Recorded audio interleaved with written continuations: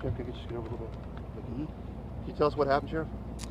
Yeah, first I'd like to say that just praise God that all our deputies and police officers in Rankin County are safe this morning. We did have a officer involved, a armed encounter today.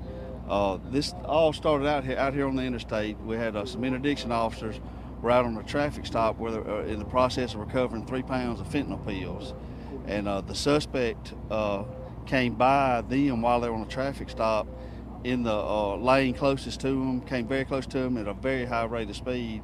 So one of the officers was going to go try to catch him and make a traffic stop on him. Well, once the officer started chasing him, the suspect increased his speed. And about 8 minutes later, they approached the city of Brandon here. Luckily, Brandon PD was able to deploy some spike sticks and get a few of the guy's tires. After they did that, you can see the guy wrecked out right here by us. As soon as the suspect wrecked, he came out of the car with a rifle, and the one deputy that was right here started firing at him.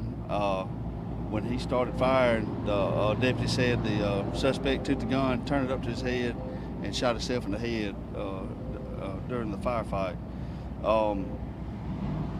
We later learned after the fact, after all this happened, that Florida had put out a BOLO for this suspect on a child abduction. He did have 2 young children inside the car. Both of them are unharmed. They're right now at the sheriff's office. We're communicating with Florida and our local child protective services to make sure they're well taken care of until relatives can come pick them up. And really, there's not a whole lot that I'm going to make a comment about because it is an officer-involved shooting and everything.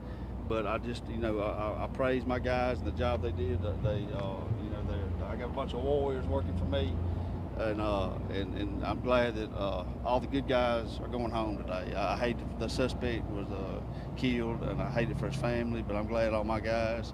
And if you were here earlier, you saw when an officer needs help, something's going on, you'll see a flood of Rankin County law enforcement showing up to help. And I just really appreciate everybody that was involved today. It looks like this suspect had a domestic kidnapping warrant of some sort. Had something out of Florida, yeah. As a matter of fact, the BOLO for him said he was armed and dangerous.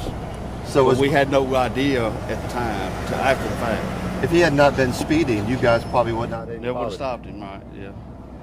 Sheriff, we talk a lot about, your interdiction team is out here on I-20, and they're not just looking for drugs, but it was them that were making the drug stop, correct? Right, they were making the drug stop and saved 2 children's lives today. And what if the guy would have wrecked and killed the children? I just think Brandon PD, everybody involved, Pearl PD showed up to help us with the scene. Everybody came to help.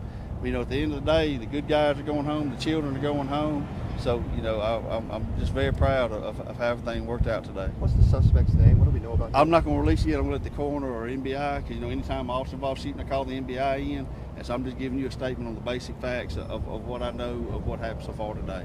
Bubba, can you share some thoughts on this case, on the dangers of an introduction team and what they came across? Oh, that's why those guys are heroes. They're out there every day, and they're looking for drugs, and they're also looking for children that are being trafficked, and that's exactly what happened today with these officers. They made a good stop. It turned out they recovered what appears to be 3 pounds of fentanyl, which means that particular individual is looking at 40 years day for day, which I'm going to do everything to make sure he gets, if that turns out to be the case.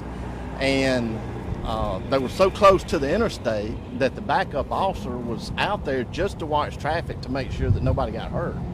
And this guy almost took him out, going at a high rate of speed, and because it was so bad, he couldn't just let it go, and he got in pursuit, and so that's really a completely unrelated case. He gets in pursuit of this guy, and like Sheriff Bailey said, this guy had a BOLO on him out of Florida, considered armed and dangerous. It appears to be a kidnapping situation that you alluded to. It's a tragic scene, but I commend Sheriff Bailey for everything that they do. I'm glad everybody's safe. They did an outstanding job on this case. I commend NBI for being here, and this scene has been turned over to them because our sheriff's department was involved in it. Ballpark, how many shots were fired? Do we know by the suspect and or by the deputy in return? I don't know. I don't know. Multiple, several? Yeah. You would think an AR-15 he opened up, but I don't know. Yeah, I don't know. Hopefully we'll have the video downloaded later today to turn over to NBI, so we'll hopefully everything's going to be on video. Yes, sir. Do we know what rifle he was using? It seemed like an assault type rifle, like an AR-15 type. It's still, we have not, moved the suspects, so the rifle's still with him. And the Bolo also said that he was in possession of an AR. Do we know about the kidnapping case that he was wanted for? Were those his children, other person's children? We're still trying to pull that information together, but do have information to believe that they were related.